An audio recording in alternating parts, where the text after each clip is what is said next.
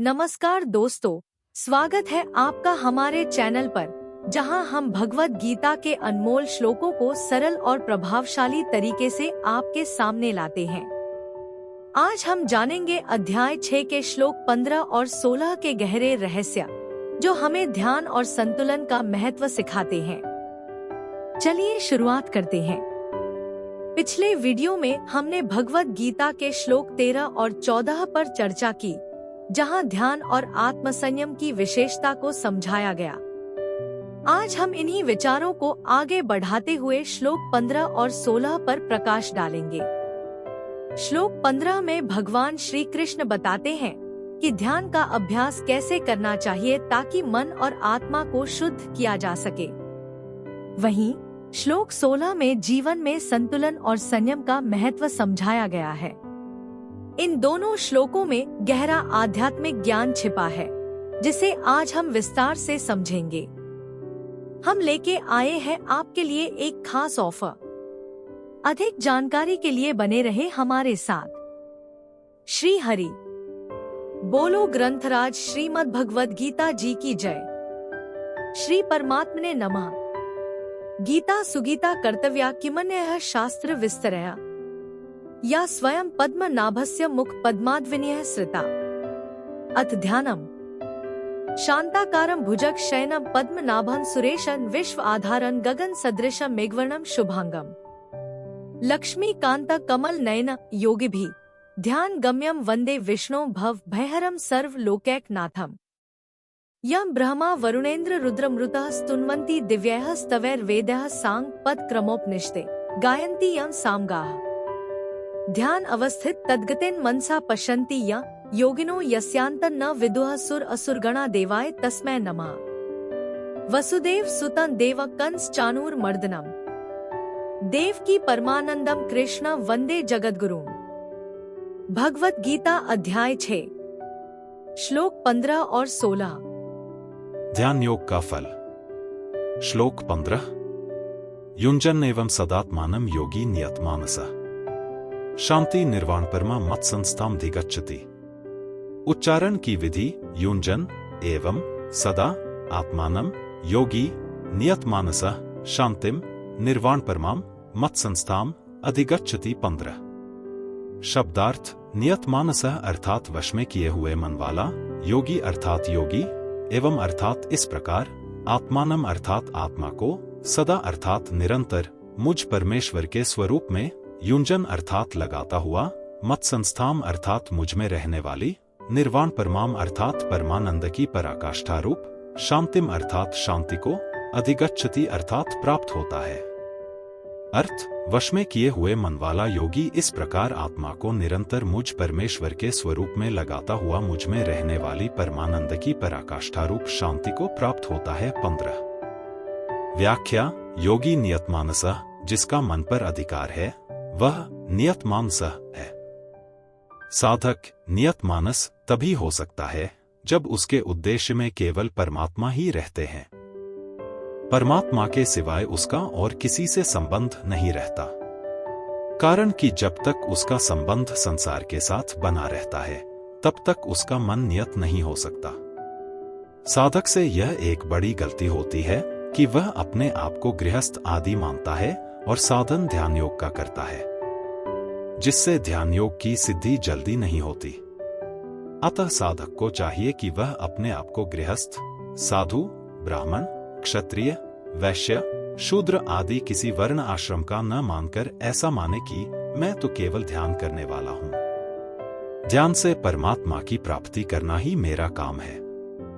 सांसारिक रिद्धि सिद्धि आदि को प्राप्त करना मेरा उद्देश्य ही नहीं है। इस प्रकार अहंता का परिवर्तन होने पर मन स्वाभाविक ही नियत हो जाएगा, क्योंकि जहां अहंता होती है वहां ही अंतःकरण और बहिःकरण की स्वाभाविक प्रवृत्ति होती है। युञ्जन एवं सदात्मानम 10वें श्लोक के योगी युञ्जीत सप्तम पदों से लेकर 14वें श्लोक के युक्त आसीत मत्परः पदों तक जितना ध्यान का, मन लगाने का वर्णन हुआ है, उस सबको यहाँ एवं पद से लेना चाहिए। युञ्जन आत्मानम का तात्पर्य है कि मन को संसार से हटाकर परमात्मा में लगाते रहना चाहिए। सदा का तात्पर्य है कि प्रतिदिन नियमित रूप से ध्यान योग का अभ्यास करना चाहिए। कभी योग का अभ्यास किया और कभी नहीं किया, ऐसा करने से ध्यान योग की सिद्धि जल्दी नहीं होती।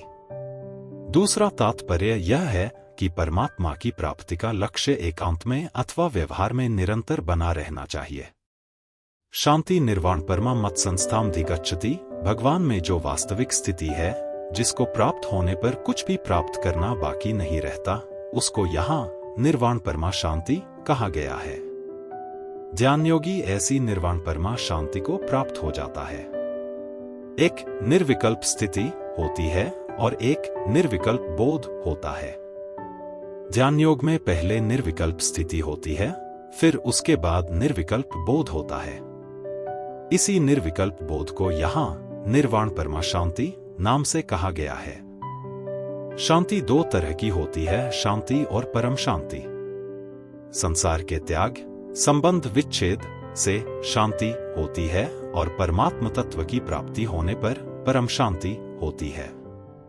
इसी परम शांति को गीता में नैष्ठिकी शांति 5वें अध्याय का 12वां श्लोक, शाश्वत शांति 9वें अध्याय का 31वां श्लोक आदि नामों से और यहाँ निर्वाण परमा शांति नाम से कहा गया है।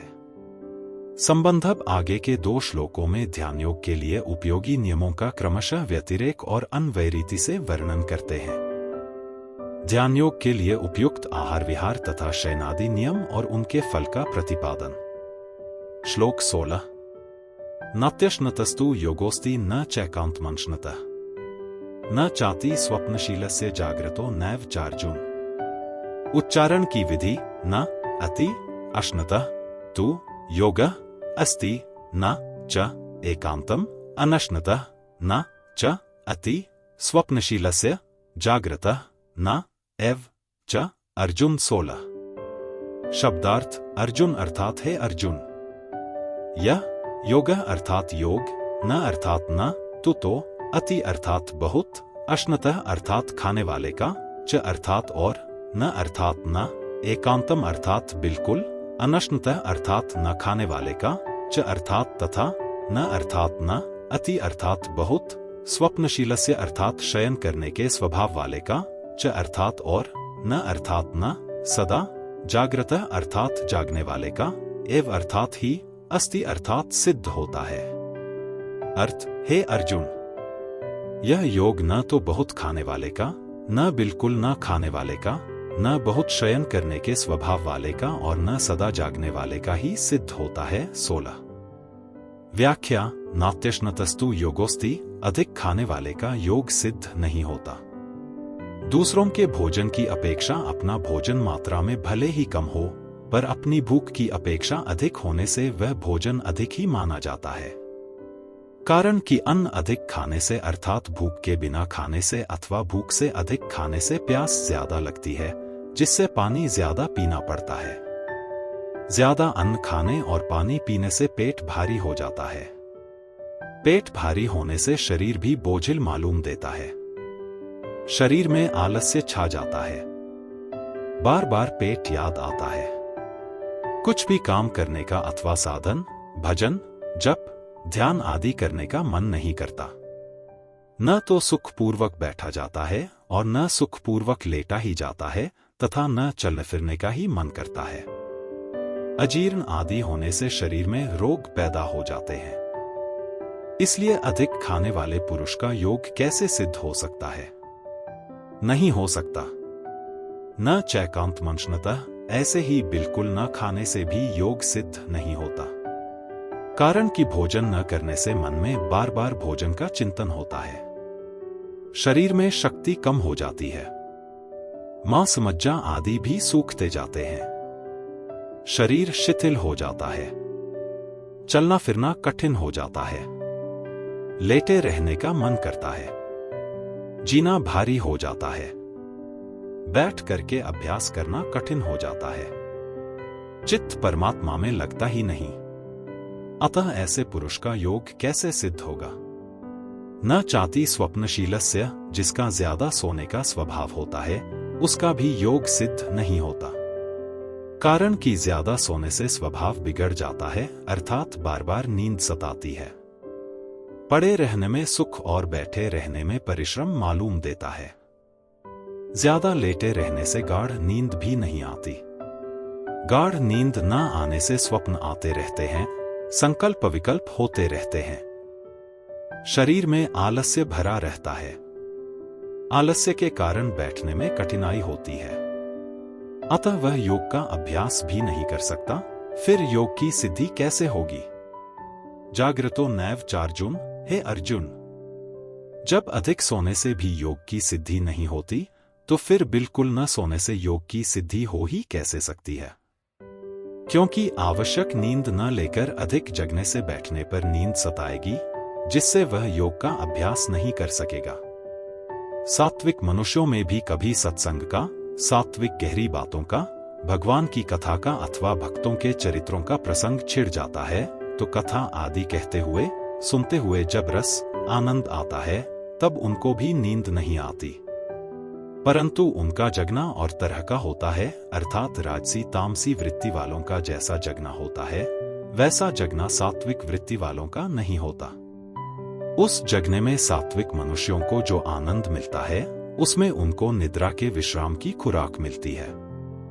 अतः रातों जगने पर भी उनको और समय में निद्रा नहीं सताती। इतना ही नहीं, उनका वह जगना भी गुणातीत होने में सहायता करता है। परंतु राजसी और तामसी वृत्ति वाले जगते हैं, तो उनको और समय में निद्रा तंग करती है और रोग पैदा करती है। ऐसे ही भक्त लोग भगवान के नामजप में, कीर्तन में, भगवान के विरह में भोजन करना भूल जाते हैं। उनको भूख नहीं लगती, तो वे अनशनतः नहीं है। कारण कि भगवान की तरफ लग जाने से उनके द्वारा जो कुछ होता है, वह सत हो जाता है। कल के वीडियो में हम श्लोक 15 और 16 की चर्चा करेंगे, जिसमें ध्यान से मिलने वाले लाभ और इसे जीवन का अभिन्न हिस्सा बनाने की प्रक्रिया का वर्णन किया गया है। दोस्तों, आज का श्लोक आपको कैसा लगा? क्या आप भी ये मानते हैं कि भगवद गीता सिर्फ एक धार्मिक ग्रंथ नहीं, बल्कि जीवन जीने का एक पूरा नक्शा है? अगर हाँ, तो इस वीडियो को लाइक और शेयर करके अपनी सहमति जरूर बताएं। और हाँ, आपके लिए खास ऑफर में वाउचर और YouTube प्रीमियम जीतने का सुनहरा मौका है। बस चैनल को सब्सक्राइब करके QR कोड पर जाकर अपनी डिटेल्स भर दो और कमेंट करें। अगर आपके कमेंट पर 9 लाइक्स आए तो 2 महीने का YouTube प्रीमियम आपका। क्या बात है ना? https://forms.gle/cwmada7hk6zdndy6। याद रखें, हर समस्या का समाधान हमारे भीतर ही है।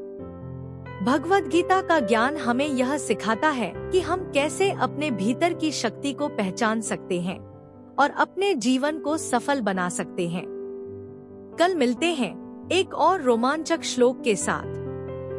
तब तक के लिए अपना ध्यान रखें और भगवद गीता की सीख को अपने जीवन में उतारते रहें। बोलो ग्रंथराज श्रीमद् भगवद गीता जी की जय। जय श्री कृष्ण।